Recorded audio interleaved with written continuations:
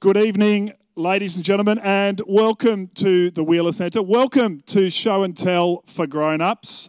My name is Tony Wilson, or as you can refer to me for the remainder of the class, Mr. Wilson. I am very pumped about Show and Tell. Hands up if you are pumped for Show and Tell. Now keep your hands up if you just made a noise then. I did only ask for hands, and I am asking for full attention and whole body listening. If we have any more of that, I'll have you sitting by yourselves.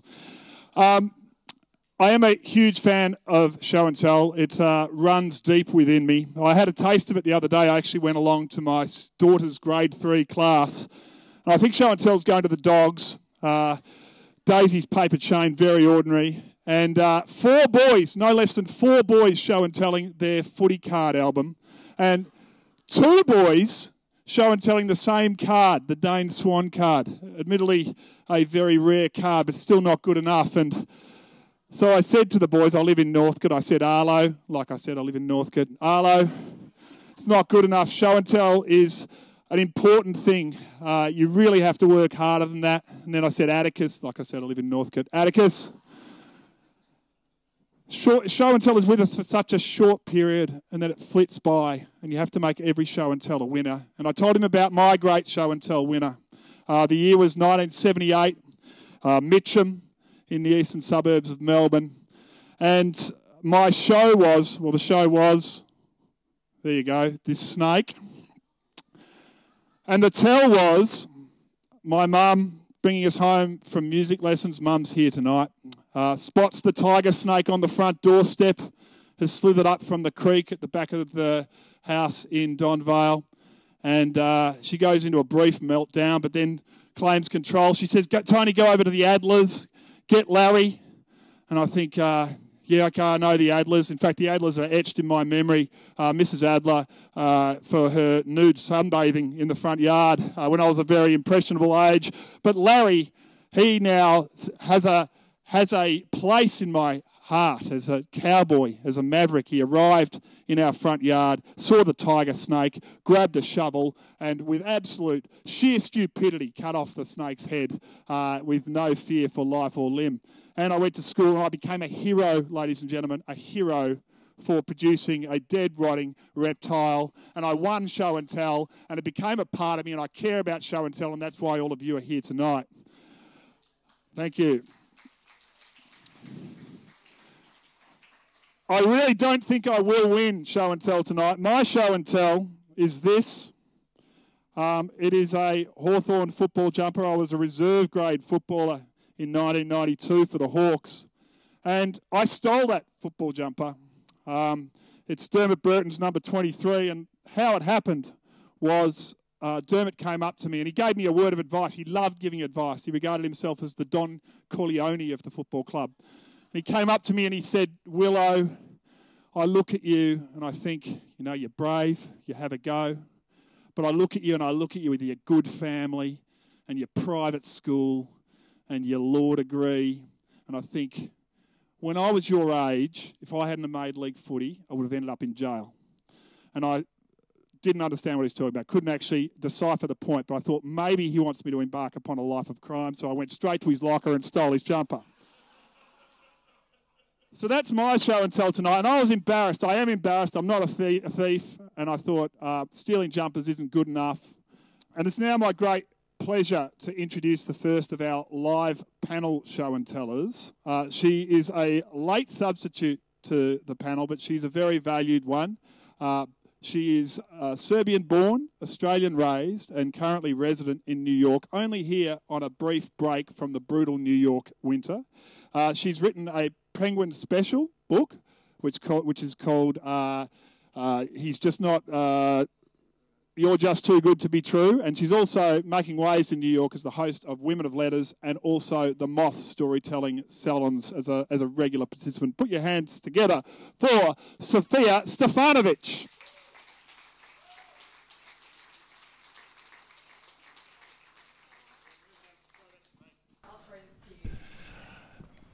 Ladies and gentlemen, Sofija's Show and Tell. Looks like something you might not find in the Natural History Museum.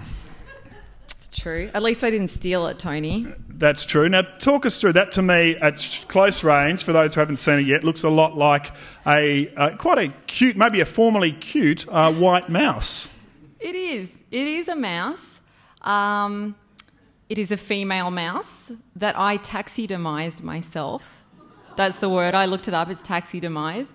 And I did that a couple of months ago I went to this class because in New York they have like everything. So they have, like workshops on doing any kind of thing that you can imagine, including this place called the Morbid Anatomy Museum, where you can go and listen to lectures about infant burials in ancient Egypt or like anything really, but they also have like taxidermy classes. So I found out about this mouse taxidermy and I thought that I would go and do it because I actually have a really strong proper phobia of rodents. So this was therapy?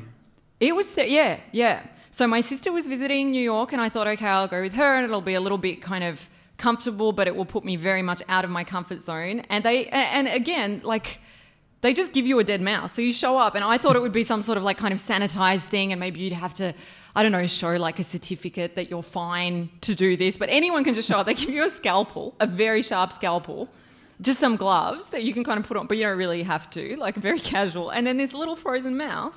So just so you know, they breed them for pet shops. So it was like bred to be eaten by like snakes? Snakes, yeah, maybe one of my snakes from earlier on, yep. It's all tying in now. Yeah. And you get this little mouse, and it was very intense. It was like an entire day's workshop. Is anyone here grossed out? This will be disgusting. So how does it start? You've got a frozen mouth in your hand, you're terrified because you're scared? It starts off with me like slowly approaching the table with the mouse on it. Like it wasn't as easy because it was just this little kind of white thing and it's kind of thawed, so it's like still semi-frozen. And you approach it and then there's this like very nice, calm woman who's telling you how to do it. And you get this little scalpel and then you run it along the mouse's back because otherwise its little guts fall out at the front. And then you take off and if you can imagine, if I see a rat, also, by the way, I'm scared of rats and I live in New York now. So it's like the worst thing that could have happened in my life. It's like the kingdom of all rats in New York. So I live there now. I'm scared of them. I hate them. My day-to-day life is affected by this. So I have all these like techniques to avoid rodents, which includes like if there's a couple walking down a street, I'll walk really close behind them so they encounter like the rat before I do, or I'll walk like in the centre of the street where the cars go because like the rats sort of stick to the rubbish and stuff. So this is how bad it is. Once I was, I told you this before. Once I was in Japan and there was, you know how like people have that incredible strength, like, you know, when a mother can lift up a car because she's... when I see rats, I have this like incredible superhuman power. And I was in Tokyo and I saw one and I just like jumped backwards. And I'm not that big. I knocked over like 4 of those like beautiful gothic Lolitas. They were all like dressed up and standing there and I was like... and took them all out. So this is how... It's a very serious problem that I have. So then, yes, go to this class, get there, put my hands on a little... mouse. It's not a rat, but it's like the same thing. It's just like it's like a baby rat. Convulse, yuck. Revolting. But I did it and I got very like into this sort of strange meditative state. So do you slip off its skin? Is that what you do first? Yeah, and she described it. She's like, it's just like taking off a bodysuit. It's like, well, it actually is its body, like that is its bodysuit, its skin, I guess, technically. But yeah, it peels off very easily and you take off its little like face and tail and everything, and then you make like a model, sort of a mold of its body. And I felt this is a thing that I thought was quite interesting to me. I could see its little like toes and its whiskers and stuff like that, and I do think that it made it a bit less scary because to me they are all like this one kind of horrible nightmare thing. But seeing this like this beautiful individual that you see before you and comparing it, you know, my sister had one and they were slightly different to each other, so it made me feel like it was, I don't know, like it had a personality. A personality, I guess. So it has made you feel better about them now? No? Well, let's say yes, because I can control it a little bit better. So I can, go out in the street, and if I see one on the subway or something, I won't do something overly inappropriate. And have you ever, we won't make this into a full therapy session, but have you ever sort of tried to analyse why it's mice and rats? Yes. Yes, at the risk of making it sound like a therapy session. It's actually I think my subconscious is really, really basic. How sometimes you have to dig to find out what could it be? So mine, it's basically when I was a kid, when I was 13, my dad was dying. And he was unable to do stuff. He was really sick, and he was in another room, and we had rats in our roof, and I used to have to climb up on this ladder and move the roof thing. I don't know what it's called, the trapdoor? Trapdoor or something, and put the rat poison up there. And I always had this fear that they would fall down. And I think, because obviously, I think it's pretty simple, it seems to me, that I associate them with death, because that was what was going on at the time. So you think you've got the 1 + 1 equals 2 I think so. subconscious? It's pretty basic. And whenever I if I do have a nightmare about them or I see them, I'm just absolutely disgusted. How a phobia is kind of an unrealistic fear of something. So if someone says, "Oh, but it's so much smaller than you," or "It's so much more scared of you than you are of it," I don't care. Clearly it's a symbolic, I'm just scared of it as a, I don't know. So this was proactive, though, and yes. Are you planning on kind of... look at how talented I am. I think we should, if anyone has any commissions, I think that it's a beautiful piece to have in your home. And will this lead, I could see people getting addicted sometimes to yoga and other kind of passions. Are you likely to be like that dentist in Africa standing next to dead lions because you know what? If you just forget about everything I said so far, I actually quite like animals. Yeah. I really do. And I don't like hurting animals generally. So I don't think so. But they do have some pretty... they have a skunk class at this same place. You can actually taxidermise rather large animals, and I can't see myself going there. I think this is probably the limit for me. I think I've done it, and I've been there, and I have, yeah. And special enough to keep? We'll always keep it? Yes. And named? I haven't named it. It's a female. I don't know what her name should be. Oh, well, we'll work on that. I'm over happy the course for suggestions are very welcome. Excellent. Well, Sofija Stefanovic, you've kicked us off on a lovely stuffed note. Please put your hands together for Sofija. Thank you. Thank you. And stay up, Sofija, but we're going to get some audience show and tell while we wait for our next guest. So if you've got some show and tell, we've probably got time for quite brief show and tells from the audience. But if you could come up and put your item on there, and I'll stand at the front, and you can tell us what your item is. So if you've bought some audience show and tell, run to the front now if you wouldn't mind, sir. Is that all right? You throw me my handheld. Is it underneath? Oh. Under my chair. Thank you very much for organising me. Who's got some audience show and tell? Here we are. So this says... Autobiography of a Cornish miner. You have to introduce yourself. Hello? Hello, I'm Sally Bell. Sally, now tell us about this one.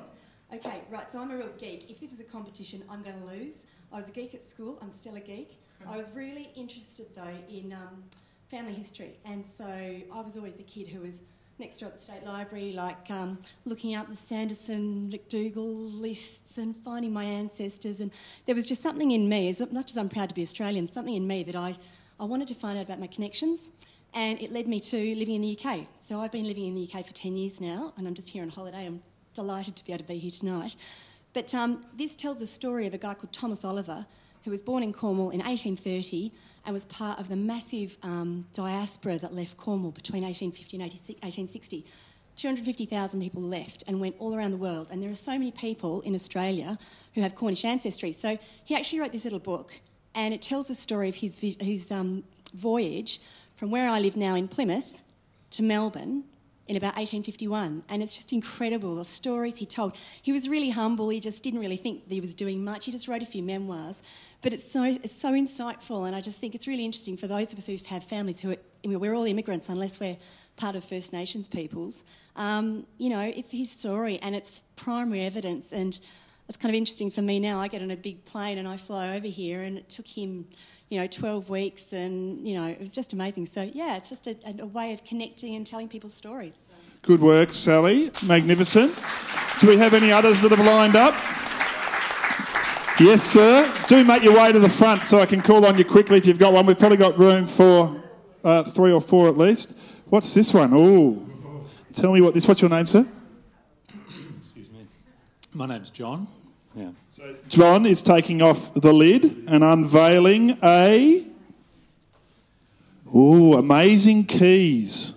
Can you see those? They're like old-style treasure chest keys that you might see in an Alison Lester picture book for a treasure chest.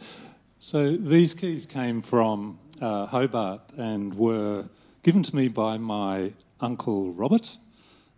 He was a sailor, and for some reason he had access to a place called the Bond Store in Hobart. And when that was being knocked down, these keys came into his possession.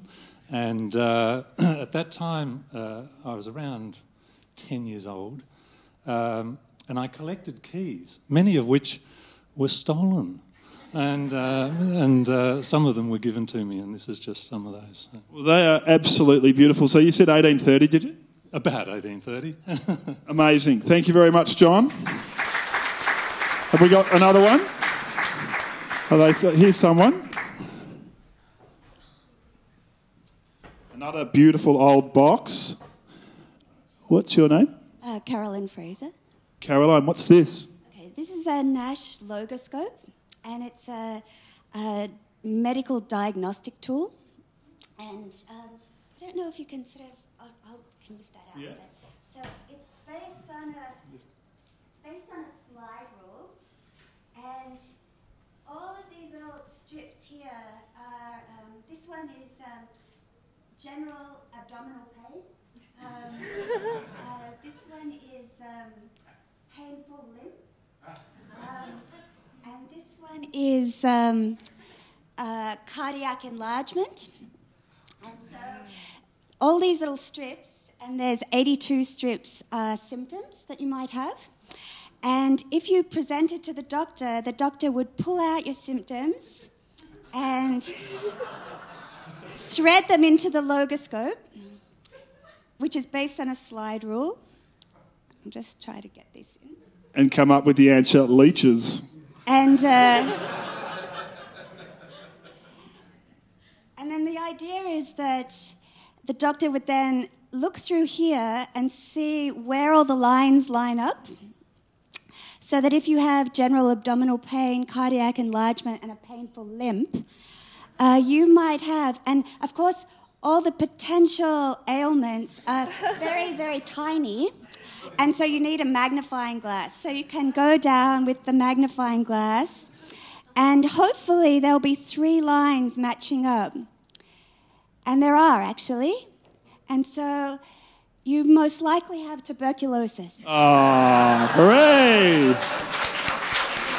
So this was invented in 1953, and it was made up until the 1970s. And this particular model is probably from the 1970s, at which point computer algorithms allowed doctors to do this. And however, they were very popular in Japan way after they were obsolete. Wow, what an unbelievable item. Thank you so much for bringing it in. My GP still has one of those. I knew I should be updating to someone under 100. Have we got any others? Maybe time for one more? Yes, madam.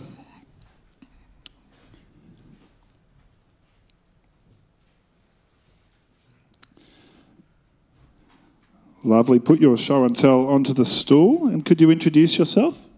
My name's Lucy. And back in 1959, Johnny Ray visited Melbourne.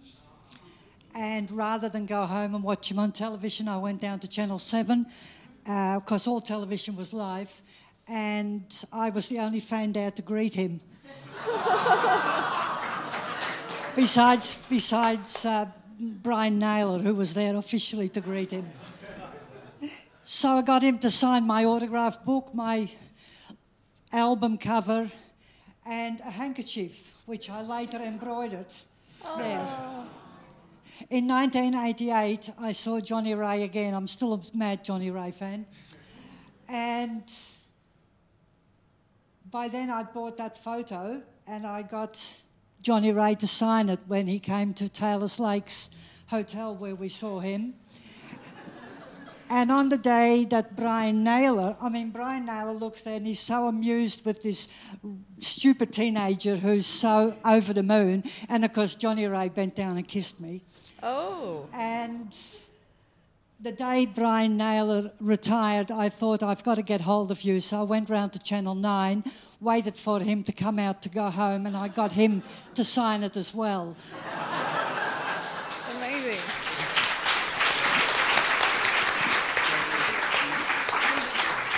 Well, Lucy, this is what these kids of today need to learn. This is proper show and tell you're getting, ladies and gentlemen. We will have time for some more show and tell after our next guest, but I'd like to introduce our next guest. I did some research tonight into what is being show and told at school, and I asked my daughter, Polly, what's the best thing that's been show and told? I don't know what the past of it is, past tense. And she said, it's when Amy bought a dog in. Yeah. Easy. And then I asked my brother, my son, Harry, what's been the best show and tell in the last 2 years?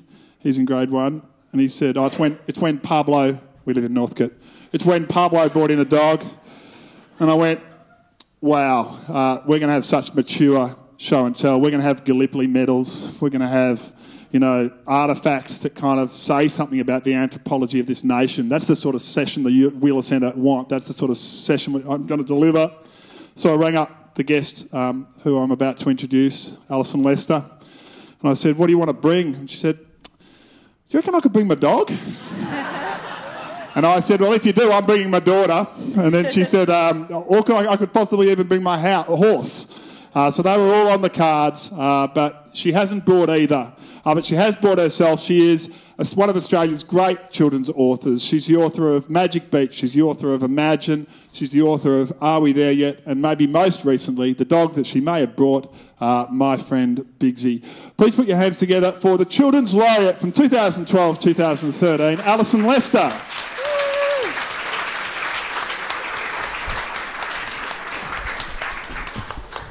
And that is some big show and tell. That's also one of the general rules. Size of prop is also important. And you would have made something of a spectacle going down Little Lonsdale Street with that one, I think, Alison. A little bit silly in my vintage Hawaiian dress and a saddle and cowboy boots. People were looking at me like, where's the horse? So talk us through this one. Is this a special saddle? It is a special saddle. It's my dad's saddle. And it's part of my very, very early memories. I grew up on a beautiful farm down near Wilson's Promontory, and Dad had cleared that farm. He'd, raised the bush and turned it into farmland, as his father had done before him in Leongatha. And growing up on that farm, I thought that we would be generations of farmers, but in fact, that farm has been sold, so the saddle is one thing I have left from it. But Dad loved horses, and have I got photos? You have got a photo. Yeah. I think the first one will be of your dad. Maybe. And we can cue it up. I've got a lovely... Hang on, what's it going to be? Oh, yeah. Is that the one, or you want the next one? I'm sort of going the other way, but it doesn't matter. Can we see the other ones? Is this... yeah, this one. This is a picture of my dad with his team of working horses when he was a young man. And their names were Bess, Bonnie and Bella. Beautiful big Clydesdale horses. But by the time I came along, he had a tractor, and so he wasn't using those sort of horses. But he was using stock horses all the time to do cattle work. And I was the youngest of 4 children, and I think Mum was kind of sick of kids by then. So every time Dad rode past the house, she would go out and pass him me and a cushion, and he'd put a little cushion on the front of the saddle on the pommel, and I would sit there while he went and did all the work. And I can remember, I must have just been a little kid, maybe 2 or maybe even a little bit younger, just this hand around my tummy holding me as he cantered after cattle and going down steep hills. It was like, what's down there? It seemed very scary. So it was really the start of my riding. Before long, I had my own pony. I used whatever I could ride until I got a pony for Christmas when I was 6, which was fabulous. And the family, they tricked me so well. I had no idea I was getting a horse for Christmas. But as kids, we used to put pillowcases out to get out presents. And this year, when I must have been turning 6, I think, I decided if I put 2 pillowcases out, I'd probably get a lot of stuff. But when I woke up in the morning, they were both empty, and I was, we weren't even Catholic, but I was so tough filled lesson, with guilt. Alison. Yeah, it was like, Santa, what a punitive Santa. So I went into Mum and Dad's room crying, Santa didn't give me any presents.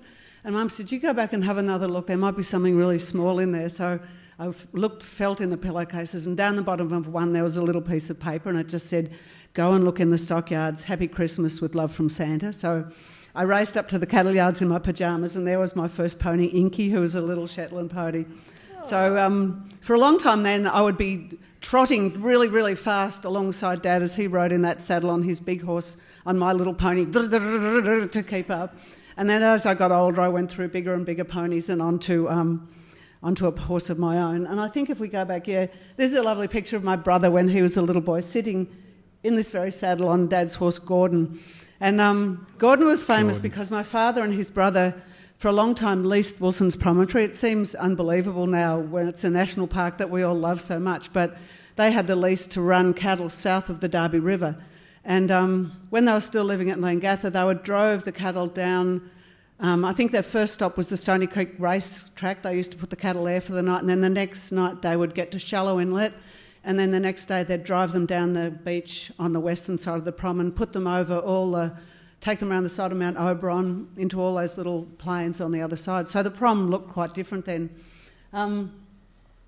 Anyway, Gordon was famous because he used to be able to, when they were in very boggy areas, he would get down on one knee and test the ground to see if it would hold his weight. So he was a very clever horse. But the horse that became the famous story for the prom is the next one.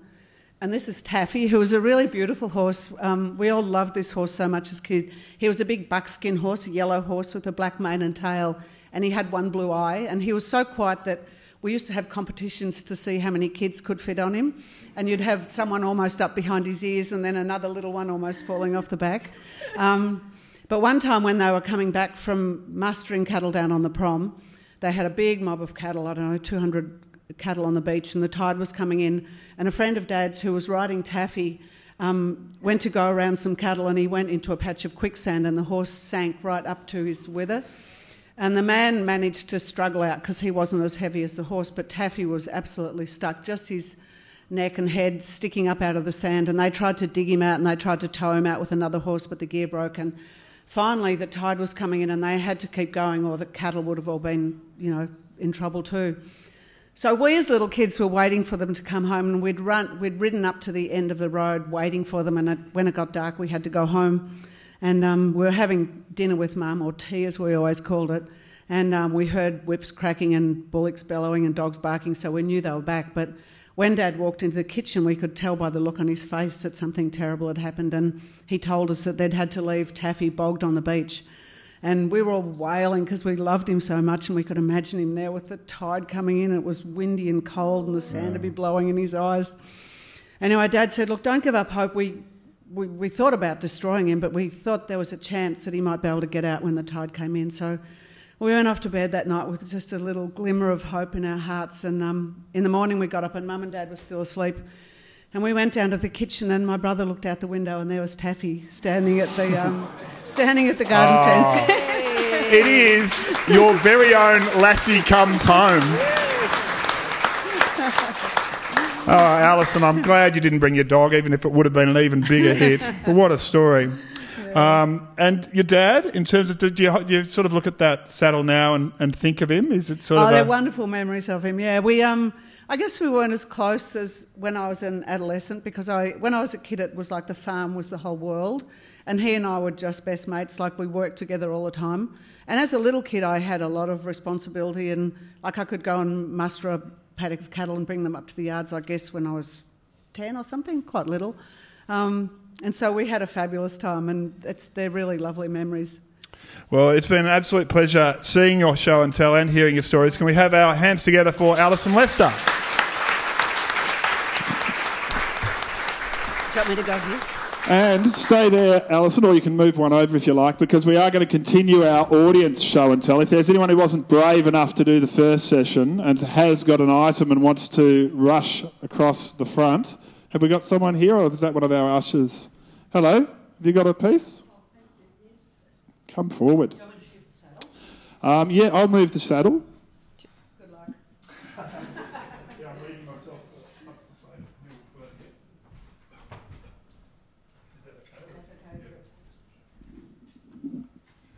Okay, yes, come forward, madam. Here, come and stand this side here and put your item here. That's a beautiful photograph. Lovely. Now introduce yourself. I'm Belinda Williams. And Belinda, tell us about this photo. This is my grandparents who were married, I think about 1902. He was from Victoria and his mother came into an inheritance, luckily, and bought land in Longreach when they were opening up Longreach. So he then met my grandmother up there. She was from Brisbane and ordered a frock from Brisbane, but there were floods and the frock didn't arrive. Time for the wedding. He decided he would take her down to Melbourne to see his mother. So this photo was actually taken in Melbourne after they were married, and she was... Pardon? Oh, and she was very glad because there were better flowers available down here. But they decided to go back when they had 3 children. They drove all the way from Longreach to Brisbane to see her mother. I think this was before the First World War. And from there they decided to drive to Melbourne. Beautiful. And that's the Melbourne Zoo where the family... so that was about 1918. Wow, have a look at that. Thank you so much for bringing in your beautiful, precious photos. Anyone else? Yes, we have another show and teller. Hello, I'll get you to stand this side again. Hello, what's your name? It's Alice. Hello. Hello, Alice. Now, I was just so excited by the prospect of inflicting my obsession on other people that I didn't stop to consider if there was a decent story behind it. Doesn't matter, just it might be more show than tell. Let's see your obsession. Okay, well, I am a paper conservator, and so I scrape old glues off things for a living. And so, of course, I've started to collect my own. So you've got old glues, is your collection? Yes, old glues. And can you believe they used to advertise them, of course. So that one's not one of the best, but these are ads for old glues. You didn't know you'd be copying this tonight, ladies and gentlemen, the old glue obsession. Absolutely we are. Yeah. And here's a dog, a picture of a dog, seeing as we can't have a live one. Yeah. Here we go. It's the mucilage brand of old glue. Yeah. And it's a beautiful label. They were all beautiful labels. Yeah. Well, this brand here, Lepage's glue, is sort of the Canadian and American flag. And they produced fantastic advertisements. They were kind of probably one of the first companies to really... I think that's a fantastically sexist one. Is she saying? It says... With a bottle of Tenexine in the house, divorce is absolutely impossible. Because the wife has been stuck to the floor, of course. Oh, the wife's been stuck to the floor. Brilliant. Well, I just have to say, Alice, that is a magnificent collection you have. And isn't it great that people get into different things? And so it is really good, you know. And so I congratulate you on your... obsession and taking your work home with you. Are we done for show and tell? I think we possibly are. Are we? Or do you want to have a last attempt? Someone's just saying, I better get up there quickly because I've carried this thing in. No, we're done. Excellent. Well, it gives me an opportunity to introduce our final guest. And he's come all the way down from Sydney to give us his show and tell.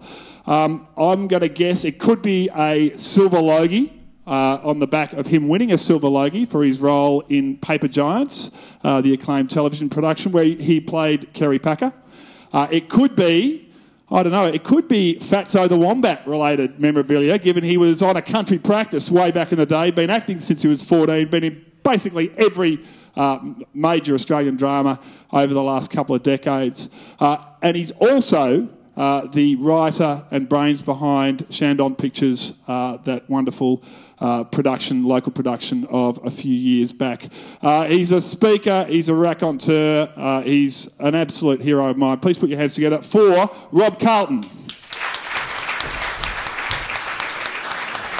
Hello. Thank you. Hello, everybody. Rob, do you want this or do you want to sit down? No, I'm going to sit down. So I can put my Chantel there straight away. Up to you. It is, ladies and gentlemen. It's a stick. It's a stick. If I put it there, it blends into the background, though. It's got a camouflage, Chantel, now. Maybe, can you see that? Yeah. All right, there you are. All right. It's a stick. That's my stick. So talk us through a stick. So I was thinking about this. And this stick kind of comes within a story within a story, I think. And certainly by the end of this, we'll know whether there's a story in it at all. So that stick was in my house growing up. It was always part of our lives. My mum and dad were amazing cooks. My dad loved cooking curries. And for as long as I can remember, that stick was in our kitchen in Bayview, which was my kind of, that home where you get a real sense of home.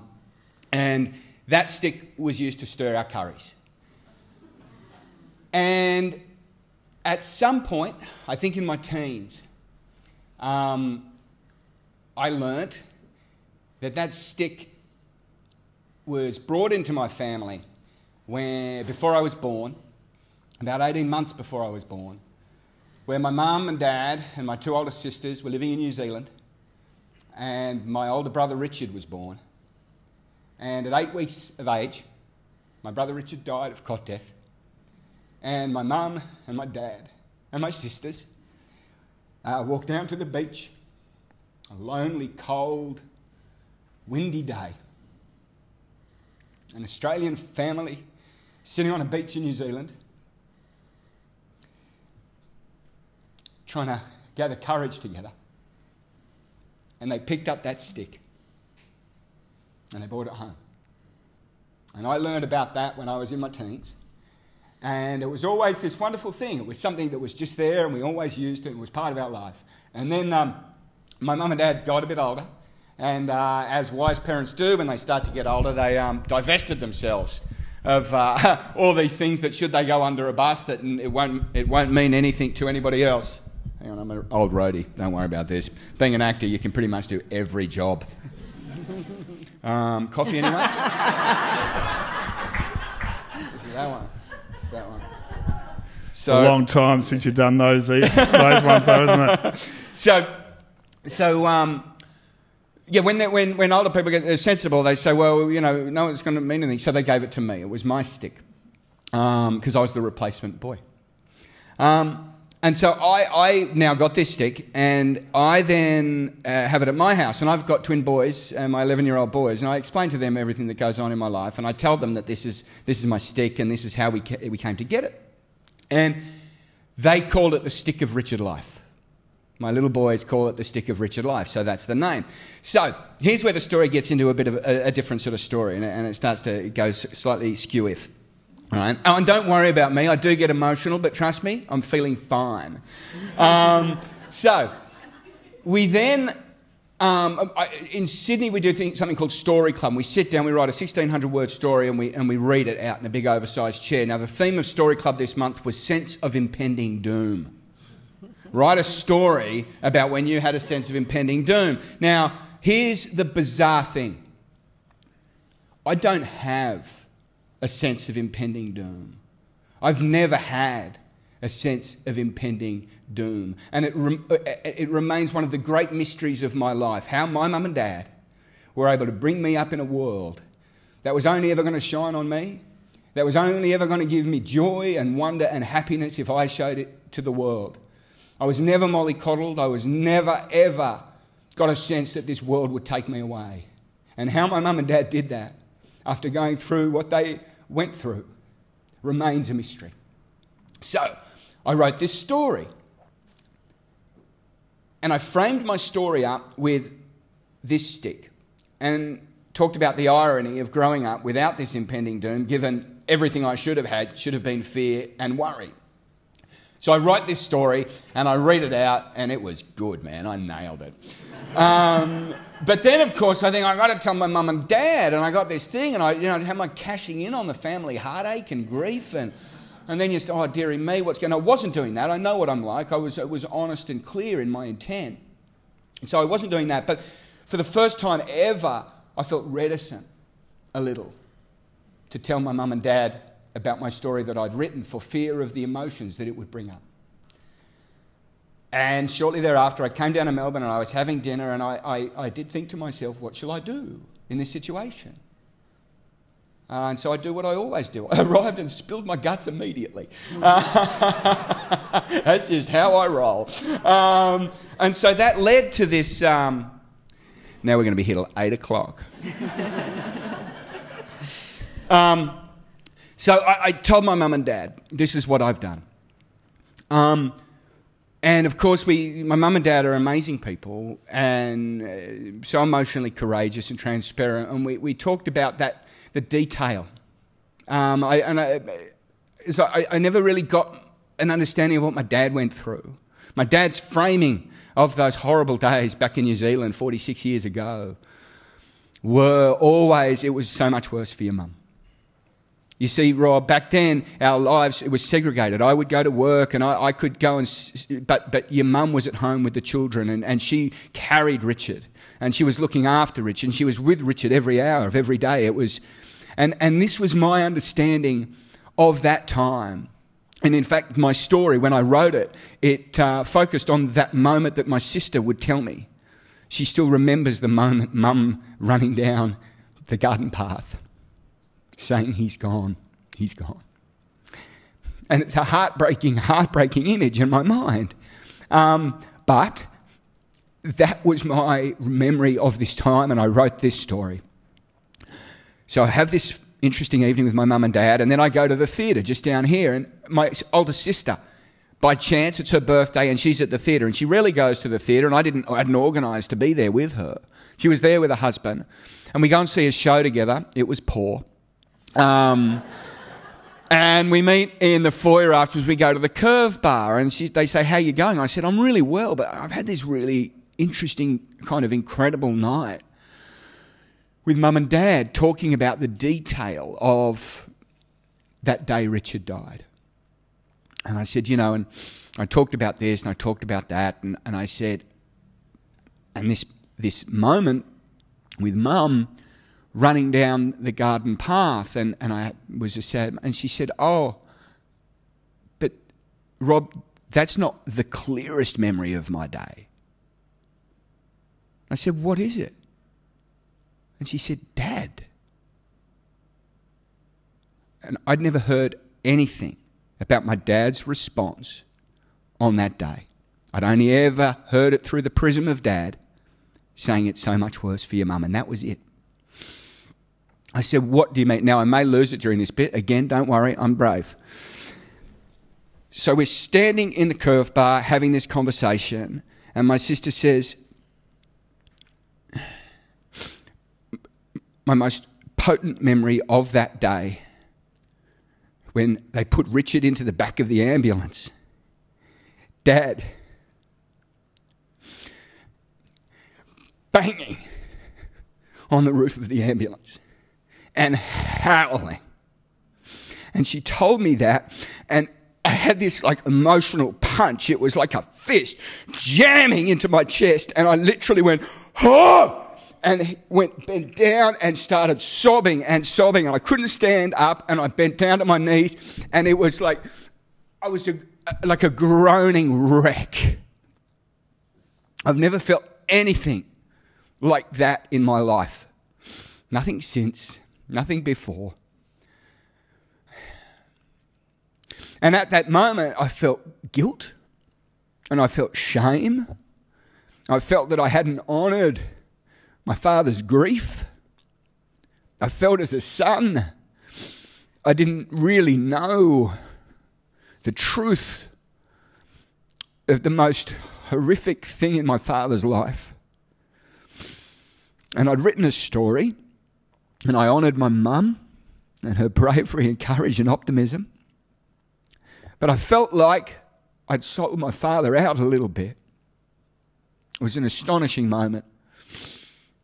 And being what I am, I needed to kind of try and make a reparation. So I thought about this, and a week or two later, then Mum and Dad said, will you show us the story? Oh, shit. And it's mad. I mean, like, it's an adventure story. It's a road trip story. So, it's no sense of impending doom, man. And me and my buddy go on a road trip. We hitchhike over to, we spend a night with the attempted murderess. There's nudity. There's panel vans. There's, a lot of low-level criminality. And I think, they can read that, Mum and Dad, but, there's also the stick of Richard life stuff.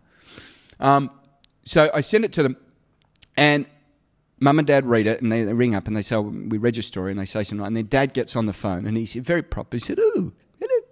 He said, I've written plays. He said, I've seen a lot of the things you've done, Rob. And he said, but I've never read your prose, and they're quite beautiful, crisp, not too many long words. Very clear. I mean, beautifully done. A lovely story. Obviously very sad, and I'm sure the people that heard it were crying. But in terms of the quality of the literature, very well done. I'm sitting there thinking, fuck. I said, thanks, Dad, but I said, look, I've got to say, this thing, and I didn't want to talk about that moment that my sister, that it was not for me to bring up that moment. I did say to him, I said, look, yeah, but I've been thinking about this, and I said, Dad, I really don't feel that I've ever really, I guess, honoured or accepted or talked to you about what you really went through. It's always been through the prism of a family, through the prism of what Mum went through and my sisters, but I've never really... And he said, oh, no, well, yes, obviously it was very, very difficult, very sad, and then boom, like a switch, straight to the dominant story. It was so much worse for your mother. There was nothing really difficult for me. I had to go to work. This is the way it was. It's your mother, it's your mother, it's your mother. And I didn't test it further because that is my dad's story. Now, two things to come out of this. One, I think it gave me an insight into what it is different members of the family do. And when we come to an experience and we walk away with our own story of it, each member of a family, each member of that experience has their own narrative that they need so that they can keep moving forward in a way that helps everybody get forward. And at that point in time, I truly believe my dad needed to sublimate the heartache and the pain of what it is to lose his only son in order for my mum to repair and my sisters to grow and for me, should I arrive to be born into a world that still has hope and that every time I go to sleep isn't the most frightening moment in the world for a family, which I think it would have been. So I think that's what my dad had to do, and that's what he clung to, and that was his story. And then the thing I've been thinking on in this last month, my dad died on Christmas Eve. It wasn't guilt I felt that day or shame or sadness when my sister told me about that image and the ambulance. I have a feeling it was an inherited memory. The feeling was so visceral. It was so strong. The time was instantaneous. When my sister said, this was what your dad did, I hit the deck and I was howling. I don't know how we as human beings learn what we learn, what knowledge is innate, what we're born with, what's nature, what's nurture. But it's my feeling that particular experience that my dad went through 46 years ago has somehow, through the wonder of procreation, and found its way somewhere into my heart and body. And my dad's experience rests now with me. That's my stick.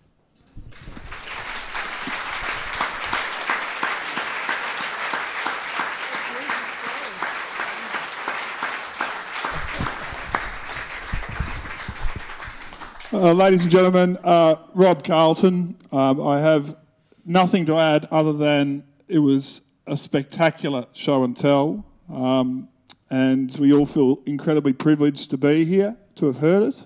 And I know, and I hope I'm not embarrassing you, Di, but your mother's here tonight as well, the person who picked up the stick, and who's had the tough months of losing Jim Carlton a few months ago at Christmas. So thank you for coming, Di, and thank you very much, Rob Carlton, for filling in.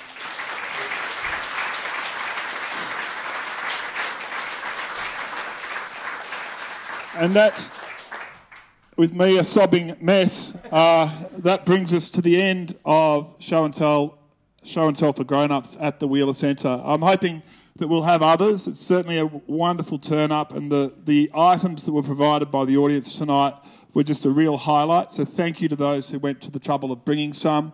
Thank you to my panellists. First of all, Sofija Stefanovic. Good luck with your trip back, Sofija. Thank you. And we're going to be watching you on the Moth podcasts and listening to you, and I love your writing. You're one of the real talents. Thank you very much for coming, Sofija. Alison Lester.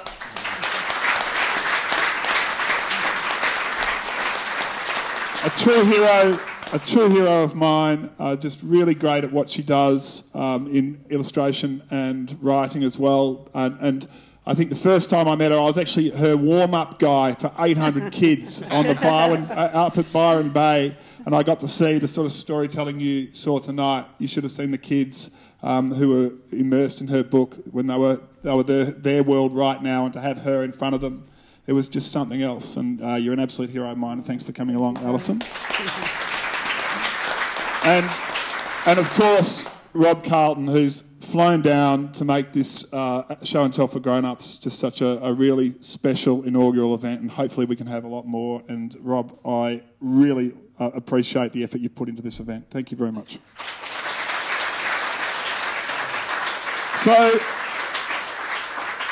So keep hunting, keep gathering, keep hoarding. Don't throw away that stuff that your wife or husband is trying to make you throw away.